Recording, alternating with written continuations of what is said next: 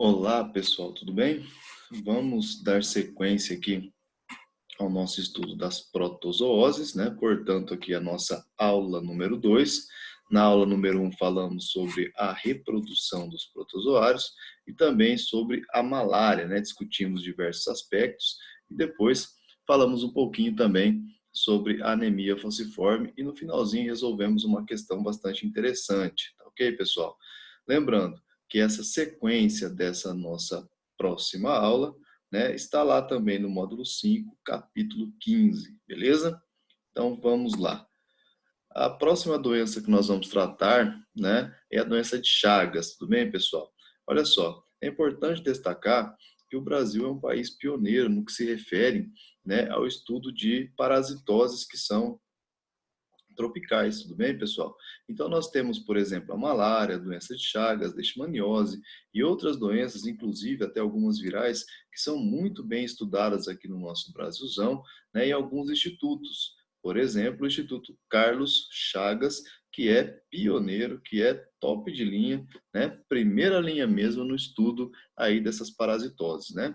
Como vocês podem ver, esse carinha chamado Carlos Chagas, ele foi bastante importante no que se refere aos ciclos parasitários de certas doenças tropicais que existem aqui no Brasil e em outros países ou continentes aí do mundo afora, tá ok, pessoal? Bom, na doença de Chagas também não poderia ser diferente, tá ok? Então, o Carlos Chagas, ele trabalhou junto com o Oswaldo Cruz na elucidação do parasita, né, do agente causador da doença e do ciclo parasitário. Então, o nome doença de Chagas é em homenagem a Carlos Chagas, que trabalhou com relação, né, ao ciclo parasitário da doença, né? Ele descobriu como que o ciclo ele funciona. Já o Oswaldo Cruz, né, ele deu o nome ao parasita, que é o agente causador da doença, o protozoário pertencente ao filo aqui, ó, Masticófora, que é o Trypanosoma cruzi.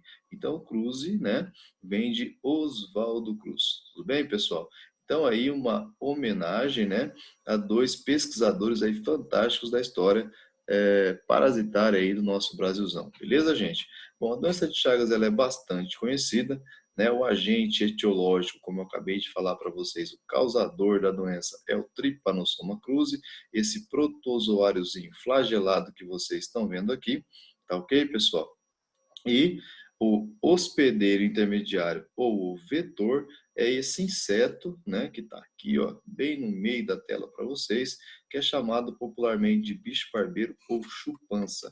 Nome científico Triatoma infestans, tá ok, pessoal? Nós temos também outras espécies, né, de triatomas que pertencem ao mesmo gênero que transmitem a doença, né, em geral os vestibulares costumam tratar o agente mais clássico, que pode ser o hospedeiro intermediário ou vetor. Então, no caso aqui do Brasil, nós temos o Triatoma infestans, né? Que é esse carinha que vocês estão vendo aqui. Lembrando que ele é um inseto, um percevejo, um triatomideo ou um triatomineo. Tudo bem, pessoal? Então, vocês encontram, né? Diversos nomes aí que podem ser citados, diversos termos, né? Melhor dizendo, que podem ser citados, que identificam aqui o vetor. Como vocês podem ver, é um inseto grande, né? Não é um inseto pequeno. Então, o contato desse inseto com a pele humana, logicamente, causa irritações, tá ok, pessoal? E a picada desse carinha aqui deve ser doída pra caramba, né? Então, é importante destacar para vocês que esse inseto, ele não é nada parecido com o pernilongo, tudo bem, pessoal? Então, aqui, ó, é um tipo de percevejo, beleza? Nós temos também outras espécies, né, de tripanossomas que podem causar outras doenças em outras áreas do mundo. Nós temos, por exemplo, no continente africano, a doença do sono, que é causada também por uma espécie de tripanossoma, um protozoário chamado de Trypanosoma brucei. Tudo bem, pessoal? Mas nosso foco aqui, né, é a doença de Chagas, que tem como causador o Trypanosoma cruzi, certo? E como hospedeiro intermediário, o Hymenoptero, né? Um tipo de percevejo, como eu disse, hematófago, a fêmea, né? Se alimenta de sangue, aqui mais uma vez, chamado aí de barbeiro ou Triatoma infestans, tá ok, pessoal? Bom, então o que nós temos, tá? Aqui nós temos a representação do ciclo parasitário da doença, certo? O inseto é o hospedeiro intermediário e o ser humano é o hospedeiro definitivo, ok? Veja bem, o inseto ele vai portar no seu intestino formas do parasita que são chamadas de epimastigotas, tudo bem? Esse inseto, quando ele pousa no corpo humano, no momento em que ele pica a pessoa e absorve o sangue, tudo bem? No mesmo momento, ele defeca junto, tá? Então, o intestino do barbeiro, ele é um pouco curto. Então, conforme o inseto ele vai absorvendo sangue, tá? Ele precisa de mais espaço no intestino para metabolizar e absorver esse sangue, né? Para conseguir se alimentar. Então, ele acaba defecando junto. No intestino do barbeiro infectado, você vai encontrar as formas parasitárias, né, do Trypanosoma cruzi, que são chamadas de tripomastigotas. Essas formas são eliminadas através das fezes do barbeiro, tudo bem? Então, o inseto, ele pica a pessoa por uma extremidade e defeca pela outra extremidade. Tudo bem, pessoal? Então, inicialmente, nas fezes do barbeiro que estão sobre a pele da pessoa, tá? É que estão o parasita. Então, os parasitas ficam depositados sobre a pele, o barbeiro se alimenta e vai embora, né? O problema é que no momento da picada, como eu disse para vocês, o inseto ele é grande, o inseto não é pequeno. Então causa um certo desconforto, a pessoa acaba coçando, a picada dói, incomoda, né? Causa irritação. Então a pessoa acaba coçando. E no momento de coçar, né, o ferimento da picada, a pessoa acaba levando o parasita, ou seja, as formas tripomastigotas, para o orifício da picada. Tudo bem? Uma vez que essas formas caem na corrente sanguínea, elas podem chegar até as células cardíacas do coração e daí se transformam em estruturas, em formas, né? Que chamamos de amastigotas. Tudo bem, pessoal? Essas formas, uma vez nas células do coração, elas se transformam novamente em tripomastigotas e caem na corrente sanguínea do hospedeiro. E podem ser absorvidas, né, por uma nova fêmea do barbeiro, que pode estar ou não infectada, e daí o ciclo ele recomeça. Então, voltando, né? As formas no barbeiro são a epimastigotas, que ao entrarem no organismo humano, entram na forma de tripomastigotas. Essas formas, uma vez na corrente sanguínea, vão para o coração. No coração se transformam em amastigotas, depois em tripomastigotas novamente. Essas tripomastigotas caem na corrente sanguínea e chegam até um novo barbeiro, dando reinício ao ciclo. Tudo bem? Formas encontradas no barbeiro: epimastigota, tá ok? E tripomastigota. Formas encontradas no ser humano, né? Tripomastigotas e amastigotas, tudo bem? Órgãos que são afetados no ser humano: coração, tudo bem, pessoal? E fígado, tá? Os rins também podem ser afetados, tudo bem? Causando aí sintomas que comentaremos na sequência, certo, pessoal? Um dos primeiros sintomas que aparece com relação à doença de Chagas é esse inchaço ó, no rosto das pessoas, geralmente, tá? Que é causado por uma alergia, né? Por uma pequena inflamação devido à picada do barbeiro, por onde os parasitas entraram, tudo bem? Então, esse inchaço que vocês estão vendo aqui, ó, no rosto desses indivíduos, tá? É chamado sinal de Romanin, tudo bem, pessoal? Esse sinal de Romanin é causado pela picada, né? Uma inflamação que é originada a partir da entrada dos barbeiros no organismo humano. Né? Dos barbeiros, não, perdão. Entrada dos parasitas no organismo humano. Tudo bem, gente? Dos protozoários, tá? Repetindo. A entrada dos protozoários no organismo humano através, né, do orifício da picada do barbeiro. Tudo bem, gente? Lembrando que não é a picada que transmite o parasita, e sim as fezes, é a forma mais clássica de transmissão da doença, beleza? Aqui nós temos um outro sintoma que é chamado de cardiomegalia. Então, quando os parasitas chegam até o coração, né, dos indivíduos, causam lesões nessas células cardíacas, destruição das células cardíacas, né? As formas parasitárias acabam destruindo as células quando muda de forma. Como vocês já sabem, o processo de esquizogonia, né, faz com que as células possam ser destruídas. Então, quando troca lá de tripomastigota para amastigota, tripomastigota de novo, né? Essas formas do protozoário que são encontradas no organismo humano lesam as células cardíacas, fazendo com que o coração ele inche, né, pessoal? Aqui está o coração de uma pessoa normal, aqui são corações inchados devido à proliferação do protozoário. Esse sintoma de cardiomegalia, ele demora para ser diagnosticado. Às vezes a pessoa contrai o parasita quando é jovem, tá? E vai manifestar os sintomas já na senescência, né? Quando a pessoa já está com uma idade um pouco mais avançada. Tudo bem, gente? Então, a pessoa, né, quando é idosa, às vezes sente um pouco de cansaço, um pouco de fraqueza, e procura um médico, né? Vai ver o problema cardíaco é relacionado ao inchaço do coração devido à doença de Chagas. Tudo bem, pessoal? Beleza, né? Quais são as formas de profilaxia? O combate ao barbeiro, né? Então nós temos que destruir os criadouros do barbeiro. Tudo bem, pessoal? Para isso precisamos entender onde o barbeiro ele sobrevive no ambiente, tá? Ele tem um reservatório natural, que são os animais silvestres, né? Em especial o gambá. Então combate a presença do gambá no ambiente urbano, né? É importante. Tudo bem, pessoal? Depois, uma vez que o barbeiro, né, ele está no ambiente urbano, nós temos que combater os lugares onde ele pode construir os seus ninhos, tá? Geralmente ele constrói ninhos em casas de madeira, bem, pessoal? Nas frestas entre uma madeira e outra, né? Nós temos os lugares onde esse inseto ele pode formar o seu ninho, tudo bem? Temos para isso a construção de casas de alvenaria que resolvem esse problema com relação, né, à presença aí dos ninhos do barbeiro próximo ao ser humano. Também é necessário tomar cuidado, né, com outros animais, como aves, por exemplo, que podem atrair. Quando as aves fazem os seus ninhos, né, nos forros das casas ou então próximo ao ser humano, pode atrair a presença do barbeiro, né, uma vez que ele se alimenta de animais que possuem o sangue quente, né?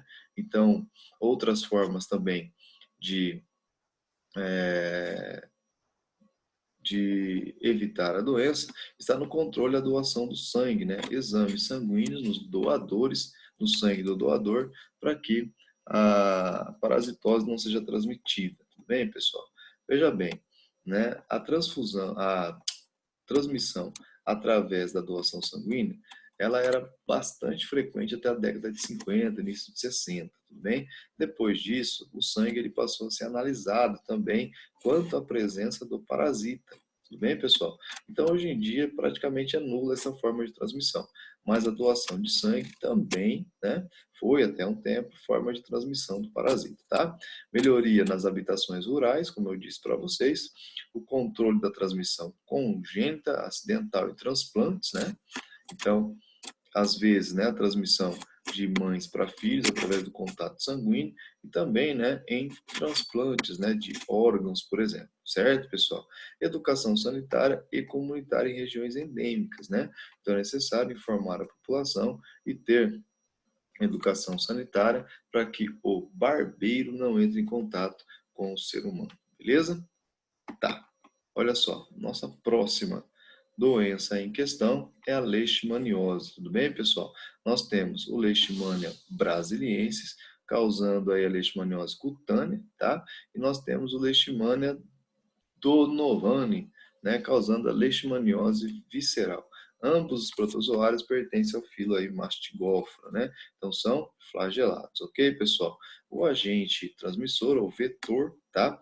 É esse mosquitinho aqui chamado de Phlebotomus. Ele pertence ao gênero Phlebotomus, popular mosquito palha, ok, pessoal? Veja bem, né? É muito comum nós encontrarmos por aí animais, né, domésticos, como cães, que apresentam assim, ó, manchas avermelhadas na pele, né? Então a pele do animal parece que tem aquela popular sarna que a gente conhece bem. Mas às vezes, tá? Às vezes, o animal pode estar infectado com a leishmaniose, que se manifesta de duas formas: a leishmaniose cutânea, né, de pele, beleza? E a leishmaniose visceral ou calazar, de órgãos, vísceras de órgãos. Tá ok, pessoal? Então vejam bem como é que funciona a historinha, tá? Eu tenho aqui um mosquito infectado com as formas chamadas aí de promastigotas, tudo bem, pessoal? Essas formas promastigotas, tá? Elas são liberadas na corrente sanguínea do ser humano e elas vão migrar até certos órgãos específicos. Podem chegar até as regiões superficiais do corpo, né? A pele, tecido epitelial, e podem chegar até certos órgãos internos, em especial o fígado, tudo bem? E o baço, tudo bem, gente? Essas formas, né? Que são chamadas de promastigotas, né? Elas podem se transformar também em formas tripomastigotas metacíclicas. Essas formas tripomastigotas, quando chegam até esses órgãos, causam lesões, né? Destruições celulares, levando a inchaço, levando, né, a lesões teciduais que são características dessa doença. Tudo bem, pessoal? Então, essas formas parasitárias, quando na corrente sanguínea do ser humano, podem ser absorvidas por um novo mosquito, tudo bem? E reiniciar o ciclo de infecção ou ficar ciclando no próprio organismo humano, tá ok? Levando a mais lesões no fígado e no baço, o que leva, né, o que caracteriza um inchaço abdominal bastante proeminente e também diversas lesões na pele ou então em estruturas mais moles do corpo, nariz, boca, né, a sobrancelha, as orelhas, né, que tem bastante cartilagens. Então essas estruturas que são mais moles no organismo acabam sendo mais atingidas pelo protozoário e levando a lesões mais graves, tudo bem? Olha só, nós temos aqui, né, imagens que retratam essas lesões. Bem, a leishmaniose cutânea, ela é chamada de úlcera de Bauru também, pessoal, tudo bem? E aqui nós temos a leishmaniose visceral, mostrando uma criança com o fígado bastante inchado e o baço também bastante inchado, certo? Então, a leishmaniose, ela confundida às vezes com a barriga d'água. Tudo bem, pessoal? A barriga d'água é uma verminose, não tem nada a ver com protozoário, tá? Agora, a leishmaniose pode causar o inchaço do fígado e do baço, né? E também lesões cutâneas. Aqui a leishmaniose cutânea, bem? Úlcera de Bauru, e aqui a leishmaniose visceral, tá? Mostrando para vocês aqui as regiões mais superficiais e mais moles do corpo, que são mais lesionadas pelo parasita. Tudo bem, pessoal? Olha só, é importante destacar que aqui em Maringá, na nossa região aqui do Vale do Ivaí, nós tivemos há pouco tempo um surto de leishmaniose, né? Então as pessoas que estavam indo pescar no Rio Ivaí estavam voltando aí contaminadas com leishmaniose. No caso do ser humano, né, nós temos o tratamento para leishmaniose.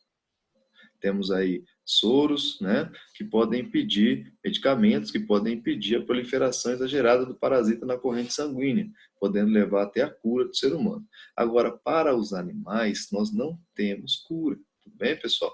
Então, o animal, né, o cão, o gato, quando ele é diagnosticado com leishmaniose, ele é direcionado para o centro de zoonoses, tudo bem, pessoal da cidade, e o animal ele acaba sendo sacrificado.